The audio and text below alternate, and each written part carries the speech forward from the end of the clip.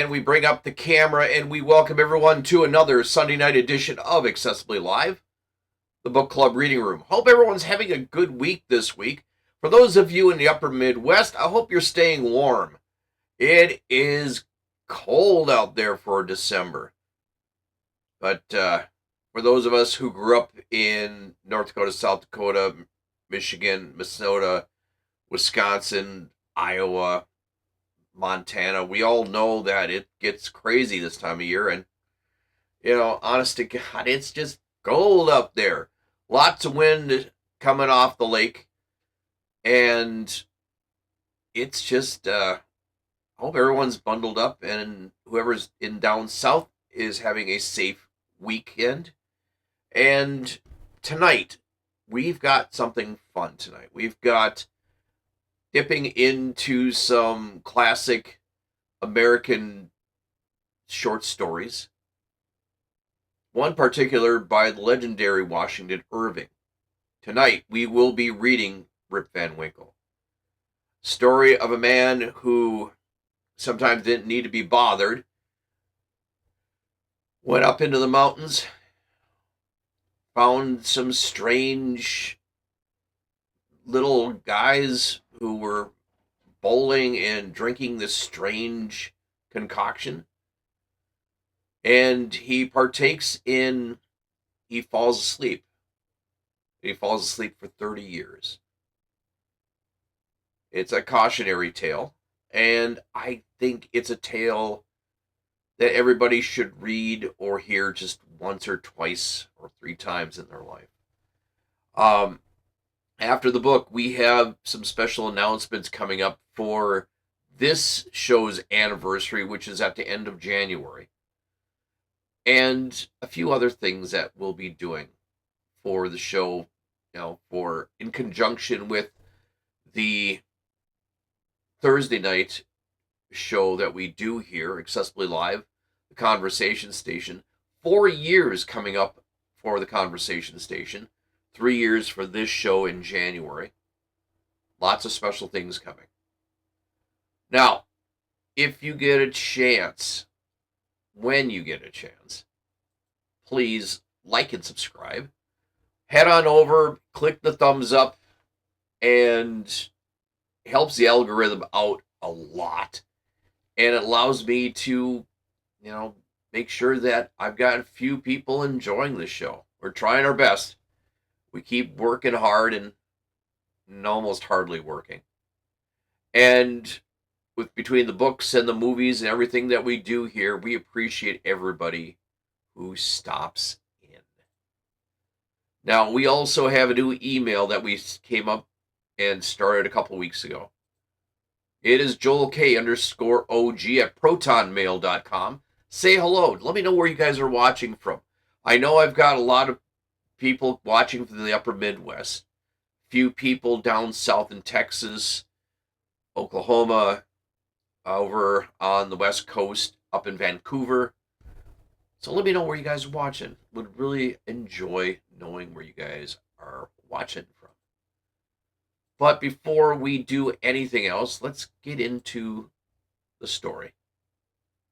The story of Rip Van Winkle by Washington Irving.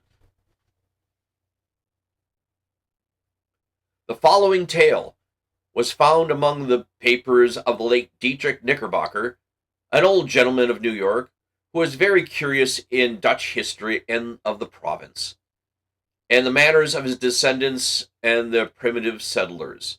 His historical researches, however, did not lie so much among books as among men.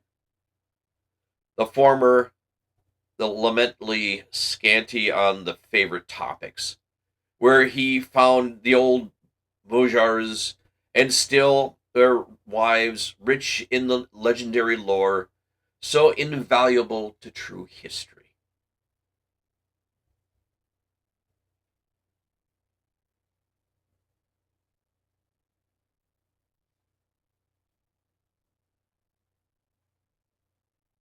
Washington Irving's Rip Van Winkle. Whoever has made a voyage up the Hudson River, must remember the Catskill Mountains. They are dismembered branches of the great Appalachian family and are seen away to the west of the river, swelling up to a noble height and lording over the surrounding country. Every change of season, every change of weather, indeed, every hour of the day, produces some changes in the magical hues and shapes of these mountains, and they are regarded by all the good wives, far and near, as perfect barometers. When the weather is fair and settled, they are clothed in blue and purple and print their bold outlines on the clear evening sky. But sometimes, when the rest of the landscape is cloudless, they will gather hood of gray vapors about their summits, which in the last rays of the setting sun will glow and light up like a crown of glory. At the foot of these fairy mountains, the voyager may have descried the light smoke curling up from a village whose shingle roofs gleam among the trees, just where the blue tints of the upland melt away into the fresh green of the quiet landscape. It is a little village of great antiquity, having been founded by some Dutch colonists in the early times of the province, just at the beginning of the government of the good Peter Sturdivant, may he rest in peace. And there were few houses and original settlers standing within few hours, built the same yellow bricks brought from Holland, having laced windows and gabled fronts surmounted with weathercocks. In the same village, in one of these very houses, which to tell the precise truth was sadly time-worn and weather-beaten, lived many years since, in the great country that was province of Great Britain, a simple, good-natured fellow by the name of Rip Van Winkle.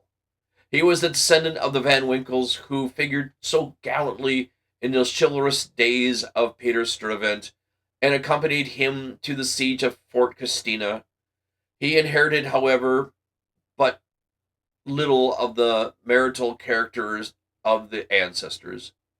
I have observed that he was a simple, good-natured man. He was, moreover, a kind neighbor, an obedient henpecked husband. Indeed, to the latter circumstance might be owing to the meekness of the spirit which gained him such universal popularity. For those men who were more apt to be obvious and conciliatory abroad, those who, under the discipline of shrews at home, their tempers, doubtless, are rendered pliant and malleable in the fierce furnace of domestic tribulation. And a curtain lecture is worthy of all sermons of the world for teaching of virtues of patience and long-suffering. A termagant wife may, therefore, in some respects, be considerable tolerant blessing, and if so, Rip Van Winkle was thrice blessed. Certain as it is that he was a great favorite among the good wives of the village, who, as usual with amiable, took his part in the family squabbles, and never failed, whenever they talked those matters over their evening gossip, to lay all the blame on Dame Van Winkle. The children of the village, too, would shout with joy whenever he approached. He assisted in their sports, made their playthings, taught them to fly kites and shoot marbles, and told them long stories of ghosts and witches and Indians. Whenever he went dodging through the village, he was surrounded by a troop of them, hanging on his shirts, clambering on his back, and playing thousands of tricks on him with impunity, and not a dog would bark at him throughout the neighborhood. The great error in Rip's composition was an insurmountable aversion to all kinds of profitable labor. It could not be from the want of assiduity or perseverance, for he would sit on a wet rock with a rod and a long and heavy as a Tartar lace, and fish all day without murmur, even though he should not be encouraged by a single nibble. He would carry a fowling piece on his shoulder for hours, trudging through the woods and swamps and up hills and down dales, and to shoot a few squirrels or wild pigeons. He would never refuse to assist a neighbor, even in the roughest toil, and was a foremost man of all country frolics for husking corn or building some stone fences. The women of the village, too, used to employ him to run their errands and do such little jobs as their less obliging husbands would not do for them. In a word, Rip was ready to attend to anyone's business but his own. But as if doing family duty and keeping his farm in order, he found it impossible. In fact, he declared it was no use to work on his farm. It was the most pestilent little piece of ground in the whole county. Everything about it went wrong. He would go in spite of himself. His fences were continually falling to pieces. His cow would either go astray or get among the cabbages. Weeds were sure to grow quicker in his fields than anywhere else. The rain always made a point of settling in just as he had some outdoor work to do, so that through his patrimonial, wrong word, guys, patrimonial estate had dwindled away under his management, acre by acre, until there was little more left than a mere patch of corn and potatoes. Yet it was a worst conditioned farm in the neighborhood. His children, too, were as ragged and wild as they belonged to nobody. His son Rip, an urchin begotten to his own likeness, promised to inherit the habits with the old clothes of his father. He was generally seen trooping like a colt at his mother's heels, equipped with a pair of his father's cast-off galligants, which were much more ado to hold up with one hand, as a fine lady would train in bad weather. Rip Van Winkle, however, was one of those happy mortals of foolish, well-oiled dispositions who could take the world easy, eat white bread or brown, whichever got at least thought for trouble, and would rather starve on a penny than work for a pound. If left to himself, he would have whistled life away in perfect contentment, but his wife kept continually dinning in his ear, about his idleness, his carelessness, and the ruin he was bringing on to his family. Morning, noon, and night, her tongue was incessantly going, and everything he said or did was sure to produce a torrent of household eloquence. Rip had been one relying all on lectures that kind, and that, by frequent use, had grown into a habit. He shrugged his shoulders, shook his head, cast up his eyes, but said nothing. This, however, always provoked a fresh volley from his wife, so that he was fain to draw off his forces and take to the outside of the house, the only side which, in truth, belonged to a henpecked husband. Rip's sole domestic adherent was his dog, Wolf, who was as much henpecked as his master, for Dame Van Winkle regarded them as companions in idleness, and even looked upon Wolf with an evil eye, as the cause of his master's going so often astray. True as it is, in all points of spirit befitting an honorable dog, he was as courageous an animal as ever scoured the woods. But what courage can withstand any ever enduring and all besetting terrors of the madam's tongue? The moment Wolf entered the house, his crest fell, his tail drooped to the ground, or curled between his legs. He sneaked about with a gallows air, casting many sidelong glances at Dame Van Winkle, and at least in the flourish of a broomstick or a ladle, he would fly to the door with yelping precipitation. Times grew worse and worse with Rip Van Winkle as years of matrimony rolled on. A tart temper never mellows with age, and a sharp tongue is only edge tool that grows keener with constant use.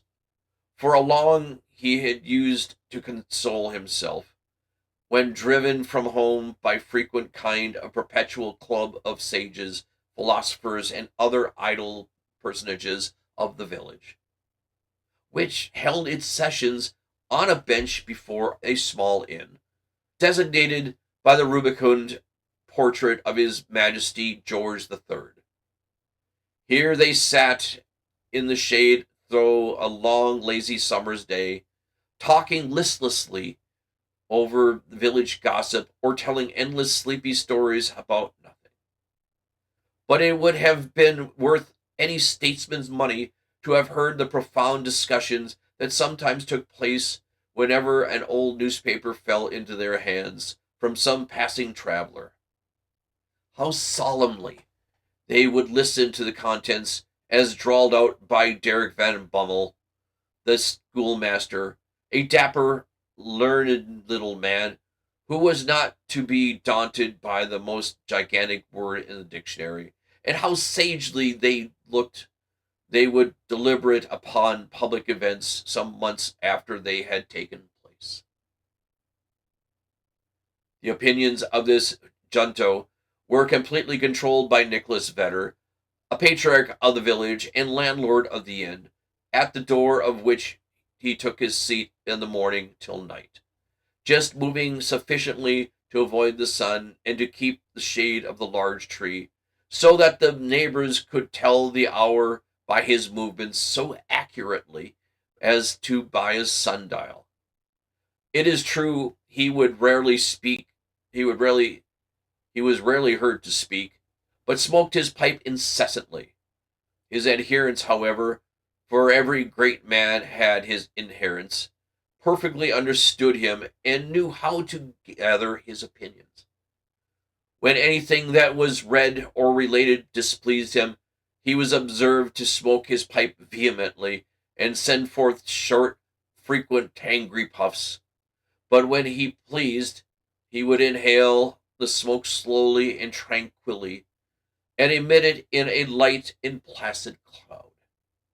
And sometimes, taking the pipe from his mouth and letting the fragrant vapor curl around his nose, would gravely nod his head in a token of perfect approbation. From even this stronghold, the unlucky Rip was at length routed by his termagant wife, who would suddenly break in upon the tranquillity of the assemblage, and call the members all to naught.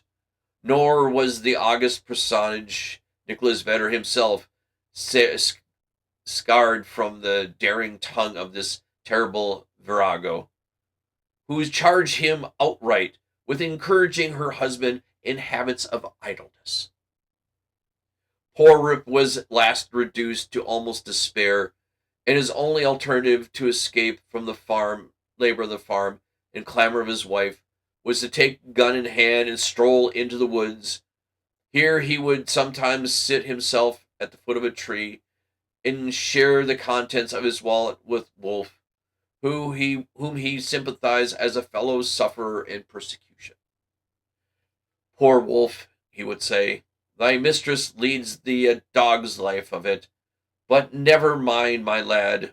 Whilst I live, thou shalt never want a friend to stand by thee. Wolf would wag his tail, look wistfully in his master's face, and if dogs can feel pity, I verily believe he reciprocated this sentiment with all his heart. In a long ramble of the kind of a fine autumnal day, Rip had unconsciously scrambled to one of the highest points in the Catskill Mountains. He was after his favorite sport of squirrel shooting, and the still solitudes had echoed and re-echoed with the reports of his gun. Panting and fatigued, he drew himself late in the afternoon onto a green knoll covered with mountain herbage, the crown of the brow of the precipice. From the opening between the trees, he could overlook all the lower country for many a mile of the rich woodland. He saw at a distance the lordly Hudson far, far below him, moving on its silent but majestic course with reflection of purple cloud, or the sail of a laggy bark here and there sleeping on its glassy bosom, and at last losing itself in the blue highlands.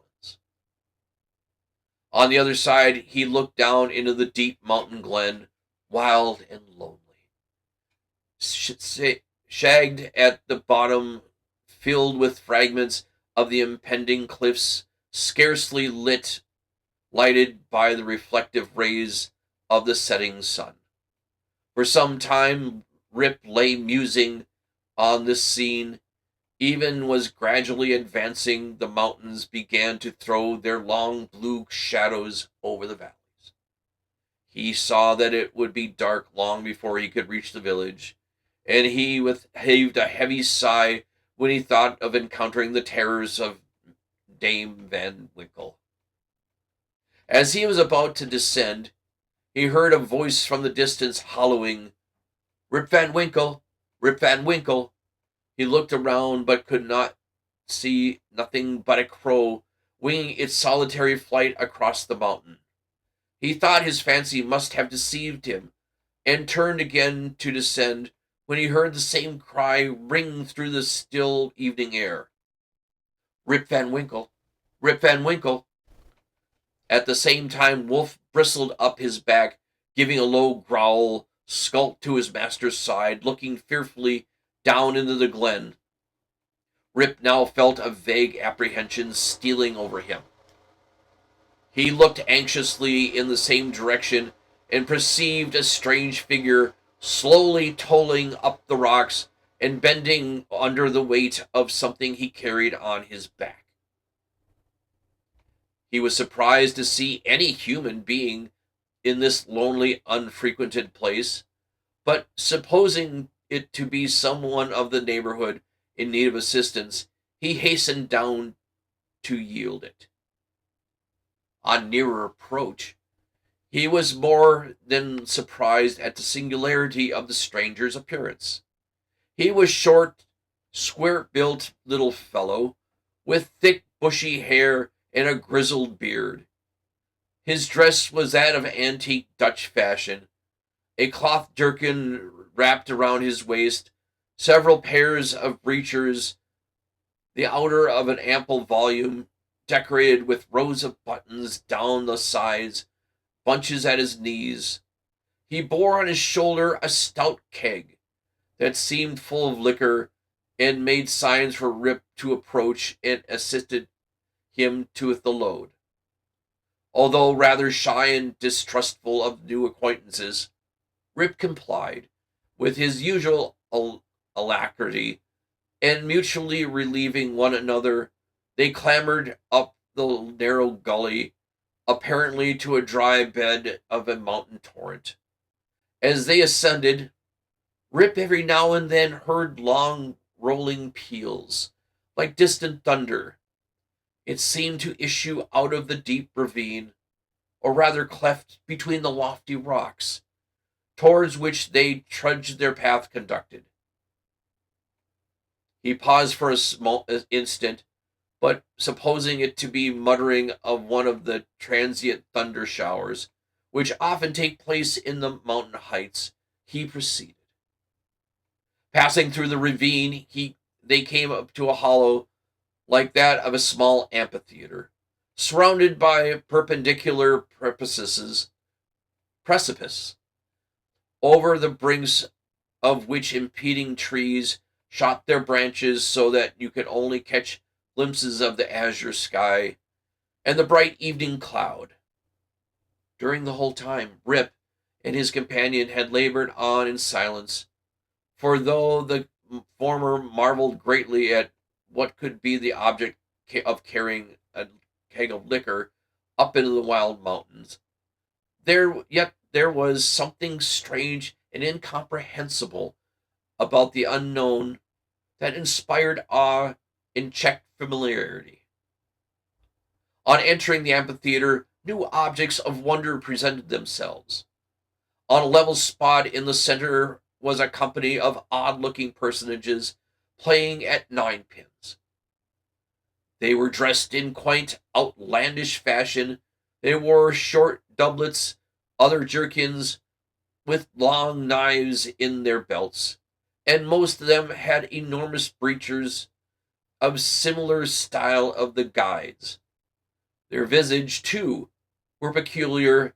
In one had large head, broad face, and small piggish eyes. The face of another seemed to consist entirely of nose, and there was surmounted by a white sugar-loaf hat, set off with the little red cock's tail. All had beards of various shapes and colors. There was one who seemed to be the commander. He was a stout old gentleman with a weather-beaten countenance. He wore a laced doublet, broad belt and hanger, high-crowned hat, and a feathered round stockings and high-heeled shoes, with roses on them. The whole group reminded Rip of the figures in the old Flemish painting in the parlor of Domine Van Schaik's, the village parsons, and which he brought over from Holland at the time of settlement. What seemed particularly odd to Rip was that these folks were evidently amusing themselves, yet they maintained the gravest face, the most mysterious silence, and were, withal, the most melancholy party of pleasure he had ever witnessed. Nothing interrupted the stillness of the scene but the noise of the balls, which, when they were rolled, echoed along the mountains like rumbling peals of thunder. As Rip and his companion approached them, they suddenly desisted from their play and stared at him with such fixed, statue-like gaze and such strange, uncouth, lack-luster countenance that his heart turned within him and his knees smote together. His companion now emptied the contents of the keg into large flagons, and made with signs to him to wait upon their company. He obeyed with fear and trembling. They quaffed the drink in profound silence, and then returned to their game. By degrees, Rip's awe and apprehension subsided.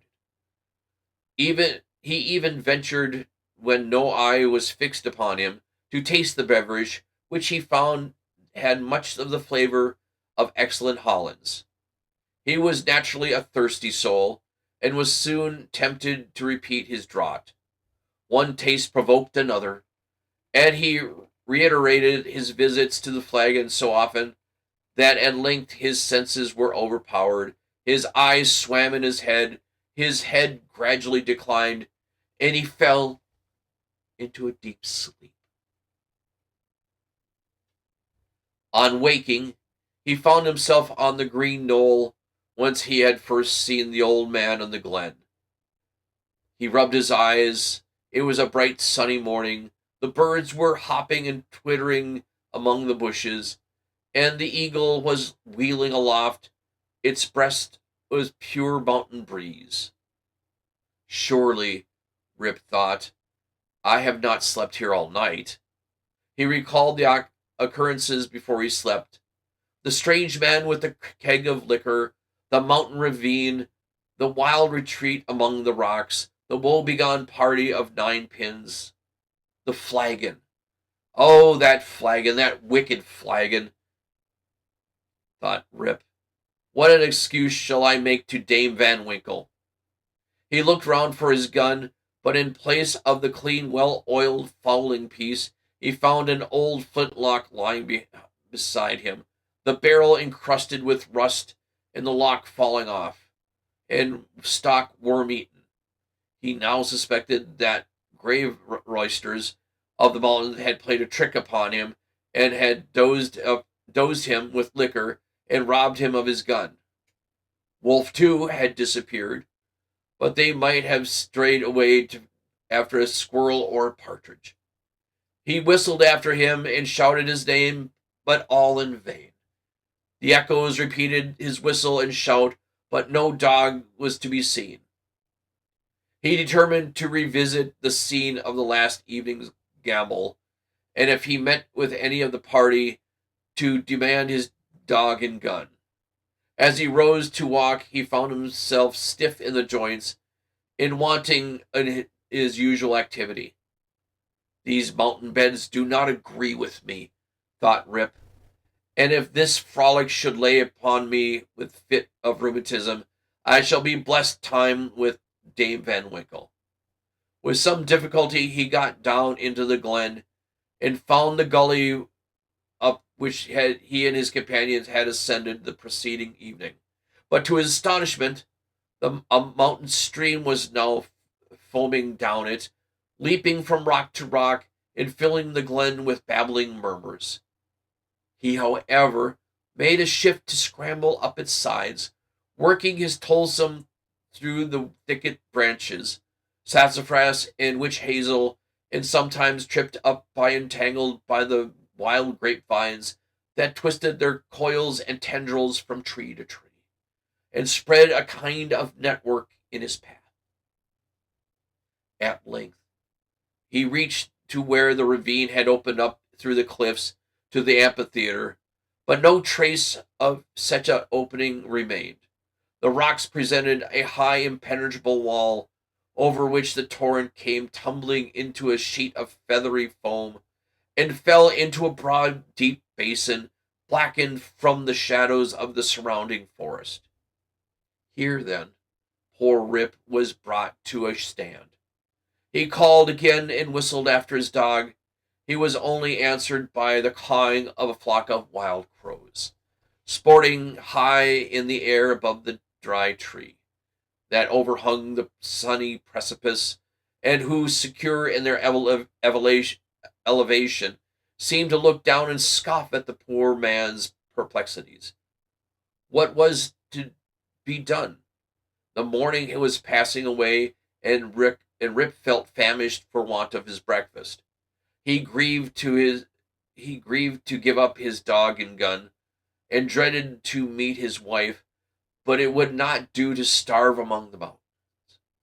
He shook his head, shouldered the rusty firelock, and with a heart full of trouble and anxiety, he turned his steps homeward. As he approached the village, he met a number of people, but none whom he knew, which somewhat surprised him, for he had thought himself acquainted with everyone on the country round. Their dress, too, was of a different fashion from that which he was accustomed. They all stared at him with equal marks of surprise, and whenever they cast their eyes upon him, invariably stroked their chins. The constant reoccurrence of this gesture induced Rip involuntarily to do the same, when, to his astonishment, he found his beard had grown a foot long. He now entered the skirts of the village. A troop of strange children ran at his heels, hooted after him and pointing at his gray beard. The dogs, too, not one whom he recognized for old acquaintances, barked at him as he passed. The very village was altered. It was larger and more populous. There were more rows of houses which he had never seen before, and those which had been his familiar haunts had disappeared. Strange names appeared over the doors, strange faces at the windows. Everything was strange. His mind now misgave him. He began to doubt whether he and the world around him were not bewitched. Surely this is his native village, which he had left the day before. There stood the Catskill Mountains. There ran the Hudson in the distance. There was every hill and dale precisely as it had been.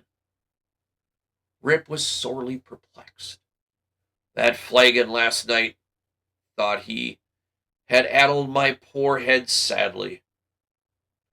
As he it was with some difficulty that he found his way to his house, which he approached with silent awe, expecting every moment to hear the shrill voice of Dame Van Winkle. He found the house gone into decay, the roof fallen in, the windows shattered, the doors off the hinges. A half-starved dog that looked like Wolf was skulking about it. Rip called him by name, but the cur snarled and showed his teeth and passed on. This was an unkind cut indeed. My very dog, sighed poor Rip, has forgotten me. He entered the house, which, to tell the truth, Dame Van Winkle had always kept in neat order. It was empty, forlorn, and apparently abandoned. The desolateness overcame his all connubial fears. He called loudly for his wife and children. The lonely chambers rang for a moment with his voice, and all again was silence. He was now hurried forth and hastened to his old resort, the village inn. But it too was gone. A large rickety wooden building stood in its place, with great gaping windows, some of them broken and mended with old hats and petticoats. Over the door painted, "The Union Hotel" by Jonathan Doolittle. Instead of a great tree that used to be the shelter of the quiet little Dutch inn of yore, there was now reared a tall naked pole with something on the top that looked like a red nightcap. From it was fluttering a flag, on which was a singular assemblage of stars and stripes. All of this was strange and incomprehensible. He recognized on the sign, however, the ruby face of King George, under which he had smoked so many peaceful pipes. But even this was singularly metamorphosed. The red coat was changed for one of blue and buff. A sword was held in hand instead of scepter. The head was decorated with a cocked hat, and underneath was painted the large characters, General Washington. There was, as usual, a crowd of folk about the door, but none that Rip recollected. The very character of these people seemed changed. There was busy, bustling, distributous tone about it, instead of the accustomed phlegm and drowsy tranquillity. He looked in vain for the sage Nicholas Vedder, with whose broad-faced chin and fair long pipe, uttering clouds of tobacco smoke, instead of eyeless speeches, or Van Brummel, the schoolmaster, doling forth the contents of an ancient newspaper. In his place of these, a lean, bilious-looking fellow, with his pockets full of high bills, and haranguing vehemently about the rights of citizens, elections, members of Congress, liberty, Bunker's Hill, heroes of the 76, and other words which were perfect Babylonish jargon to the bewildered Van Winkle. The appearance of Rip, with long grizzled beard, his long flowing piece, an uncouth dress, and an army of women and children at his heels, soon attracted the attention of the tavern politicians. They crowded around him, eyeing him from head to foot with great curiosity. The orator bustled up to him, and drawing him partially aside, inquired on which side he voted. Rip stared in vacant stupidity, and another but busty little fellow put him in his arm, and rising on his tiptoes, inquired in his ear whether he was Federal or Democrat.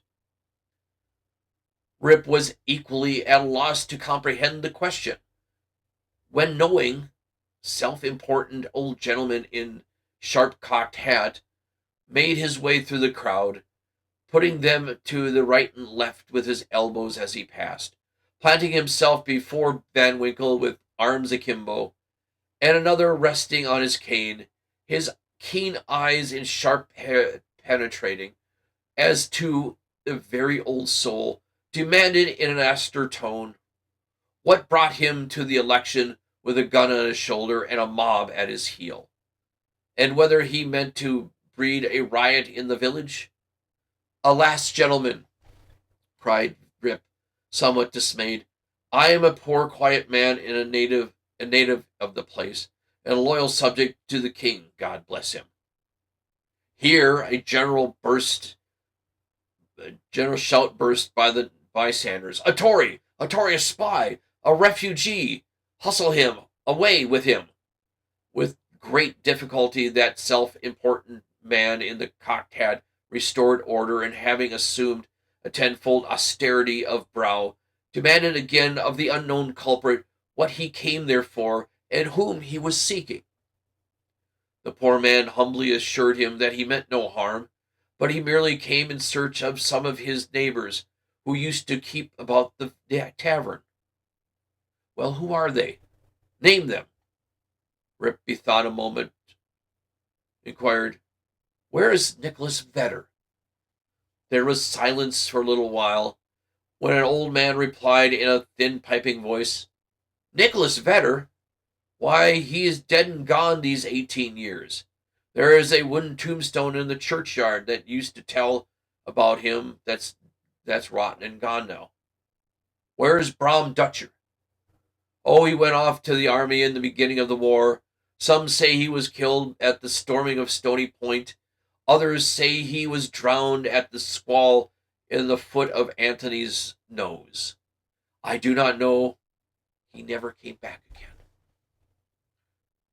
"Where is Van Brummel, the schoolmaster? He went off to wars too. He was a great militia general and is now in the Congress." Rip's heart died away at hearing all these sad changes at his home and his friends, and finding himself thus alone in the world. Every answer puzzled him too, by treating of such enormous lapses of time and of matters that he could not understand. War, Congress, Stony Point. He had no courage to ask after any more friends, but he cried out in despair, does nobody here know Rip Van Winkle?" "Oh, Rip Van Winkle!" exclaimed two or three. "Oh, to be sure. That's Rip Van Winkle yonder, leaning against the tree." Rip looked and beheld a precise counterpart of himself as he went up the mountain, apparently as lazy and as certainly as ragged. The poor fellow was now completely confounded. He doubted his own identity and whether he himself or another man. In the midst of his bewilderment, the man at cocked hat demanded who he was and what was his name. "God knows," exclaimed he at his wit's end. "I am not myself. I am somebody else. That's me yonder. No, that somebody else got into my shoes. I was myself last night and fell asleep on the mountain, and they changed my gun and everything changed, and I'm changed, and I can't tell what my name or who I am." The bystanders began now to look at each other, nod and wink significantly, and tap their fingers against their foreheads. There was a whisper also about securing the gun and keeping the old fellow from doing mischief. At the very suggestion of self-important man, the cocked hat had retired with some precipitation. At a critical moment, a fresh, comely woman pressed through the throng to get a peep at the gray-haired, bearded man. She had a chubby child in her arms, which, frightened at his looks, began to cry. "Hush, Rip," cried she. "Hush, you little fool. The old man won't hurt you." The name of the child, the air of the mother, the tone of her voice, all awakened a train of recollections in his mind. "What is your name, good woman?" asked he. "Judith Gardner." "And your father's name?" "Ah, poor man, Rip Van Winkle was his name. But it's 20 years since he went away from home with his gun, and has never been heard of since. His dog came home without him, but whether he shot himself or was carried off by Indians, no one can tell. I was then a little girl. Rip had to ask one more question, but he put it with a faltering voice. Where is your mother? Oh, she too had died but a short time since. She broke a blood vessel in a fit of passion at a New England peddler. There was a drop of comfort, at least, in this intelligence. The honest man could contain himself no longer. He cried at his daughter and her child in his arms. I am your father, cried he. Young Rip Van Winkle once, old Rip Van Winkle now. Does anybody know poor Rip Van Winkle? All stood amazed until an old woman, tottering out from among the crowd, put her hand to her brow, peering underneath in the face for a moment, exclaimed, Sure enough, it is Rip Van Winkle. It is himself. Welcome home again, old neighbor. Why, where have you been these 20 long years? Rip told his soon story. For the whole 20 years he had been to himself but one night. The neighbors stared when they heard. Some were seen to wink at each other and put their tongues in their cheeks. The self-important man in the cocked hat, who, when the alarm was over, had returned to his field, screwed down the corners of his mouth and shook his head. Upon there was a general shaking of his head throughout the assemblage. It was determined, however, to take the opinion of old Peter Vanderdock, who was seen slowly advancing up the road. He was a descendant of the historian of the name whose wrote one of the earliest accounts of the province. Peter was the most ancient inhabitant of the village, and well versed in all the wonderful events and traditions of the neighborhood. He recollected Rip at once, and corroborated his story in the most satisfactory manner. He assured the company that it was in fact handed down from his ancestors, the historian, that the Catskill Mountains had always been haunted by strange beings. That it was affirmed that the great Hendrick Hudson, the first discoverer of the river and Hudson, kept a kind of vigil there over 20 years, with a crew of the Half Moon, being permitted in wades to revisit the scenes of his enterprise and keep a guardian eye upon the river and the great city called by his name. That his father had once seen them in their Dutch dresses playing at their ninepins in the hollow of the mountains, that he himself had heard one summer afternoon the sound of their balls like distant peals of thunder. To make a long story short, the company broke up and returned to the more important concerns of the election. Rip's daughter took him home to live with her. She had a snug, well-furnished house and a stout, cheery farmer for a husband, whom Rip recollected as one of the urchins that used to climb on his back. As to Rip's son and heir, who was a ditto of himself, seen leaning against the tree, he was employed to work on the farm, but evidenced an hereditary disposition to attend to anything else but his business. Rip now resumed his old walks and habits. He soon found many of his former cronies, though all rather the worse for the wear and wear of time, and preferred making friends among the rising generations, with whom being soon grew into great favor.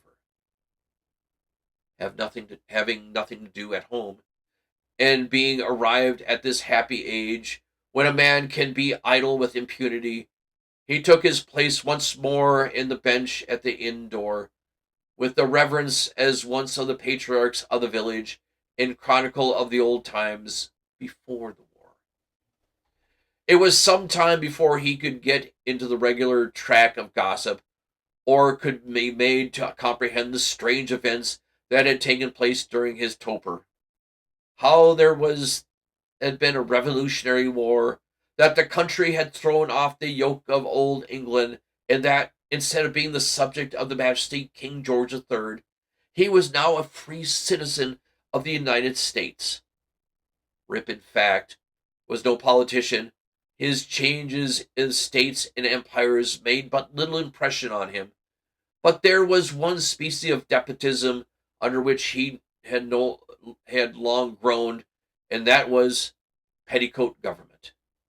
Happily, that was the end of it at the end, and he got his neck out of the yoke of matrimony and could go in and out whenever he pleased, without dreading the tyranny of Dame Van Winkle. Whenever her name was mentioned, however, he shook his head, shrugged his shoulders, cast up his eyes, which might be passed from either expression of resignation to his fate or the joy of his deliverance. He used to tell his story to every stranger that arrived at Mr. Doolittle's hotel. He was observed at first to vary on some points every time he told it, which was, doubtless, owing to having so recently awakened. It at last settled down precisely to the tale I have related, and not a man, woman, or child in the neighborhood but knew it by heart. Some also pretended to doubt the reality of it, but insisted that Rip had been out of his head and that this was at one point on, and he always remained flighty. The old Dutch inhabitants, however, almost always universally gave full credit. Even to this day, when they hear thunderstorm of the summer afternoon at the Catskills, but they say Hendrik Hudson and his crew are at the game of ninepins. It is a common wish of all henpecked husbands in the neighborhood, which life hangs on their heads, that they might have a quieting draught out of Rip Van Winkle's flagon. And that is the legend, the story of Rip Van Winkle. I hope you guys enjoyed that. Fun little story, fun little short story that I wanted to bring to the show. We do a lot of different things, a lot of different stories here. We've read nothing but public domain here. This is why we do this show. We do this show because there's a lot of stupid, crazy people out there who want to ban and burn books. Things like Rip Van Winkle. Things like The Mysterious Stranger by Samuel Clemens, Mark Twain. The Red Badge of Courage. The Green Mountain Boys. Many other stories that we have read and do read over the years. Poetry, short stories, sonnets by the legends. In 2026, we will continue this show. We will be having our 3rd anniversary, and we have something very special coming up. Now, I mentioned to you a couple weeks ago that because in 2026, they'll be releasing not 1, but 4 of the original Nancy Drew mysteries. We will be doing the first of the Nancy Drew mysteries here. But the very cool thing is, before we start the book, there was a short movie created based on one of the books by Carolyn Keene. And we will watch that movie first and then jump into the book. So I hope you guys all stay with me through the rest of the next few weeks, months, years. I am Joel K. This is Accessibly Live. And this had been a reading of Rip Van Winkle by Washington Irving. It is one of many short stories that Washington Irving has penned in a continuation beyond that of Rip Van Winkle. His life and his history in Northeast New England. The stories of the people in that area. I hope you enjoyed it. If you guys get a chance, please don't forget to like and subscribe. It does help 110% when we are trying to build up a good welcoming to everyone here. If you want to, tell your friends, anybody who likes having a short story read, some poetry, some new, something new that they've never read. One of the tenets of this show is that I read to you. And I just have you sit back, relax. If you want to follow along, if you know what I'm going to be reading for the next few weeks, or just short story, you can follow along. Or turn down the lights. Kick back on your couch or in your chair and just turn up the volume a little bit and enjoy. If you're doing Fortnite, if you're doing something game-wise, and you want to, if you're doing Civilization, and you want to have something in the background, turn up the volume and let me read to you. This is very much like way we had growing up, and I believe you also, where we would go to the librarian would put us in a semicircle, and they would read, and then they would show us the pictures of the story. No pictures this time, unfortunately, but a lot of good fun. We are about ready to get out of here. We have lots of things coming up. This coming Thursday, I have a big announcement for next week. And don't forget, in 2 weeks, and that will be, as I look at my calendar, that will be on the 18th. We will be watching a movie here. A holiday-themed movie on that. And because Christmas is on, and New Year's Eve is on a Wednesday this year, we will be doing a special Wednesday night edition of Accessibly Live, the Conversation Station. Our Thursday night show will not be seen on Thursday for New Year's Day, but on New Year's Eve for our anniversary.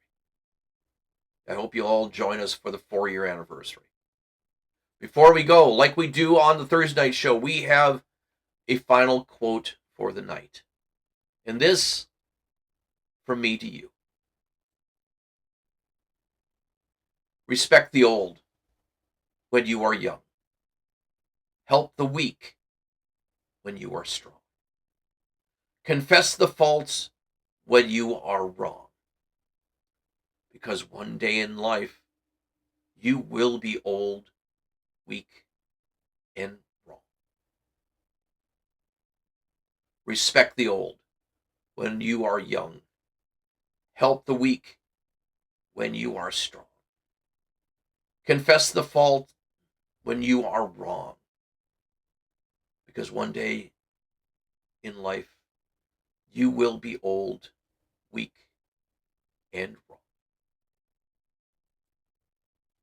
I am Joel K. This is Accessibly Live, the book club reading room. Every single Sunday night, live here on Twitch and on simulcast over on YouTube.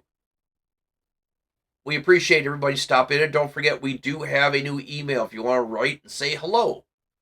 JoelK_OG at protonmail.com. Send me an email. Let me know where you guys are watching from. I've had in the last couple of years a lot of people watching from around the country, around the world. And it's kind of exciting. Let me know where you guys are watching from. Say hi. I'll mention your name on air. We are getting out of here. Be well, be safe, be kind. Have a wonderful week ahead. And if you're watching this on Monday, Tuesday, I hope you're having a wonderful week. Take care, you guys. Be safe, be well. Stay safe with the weather. And we will talk to you soon.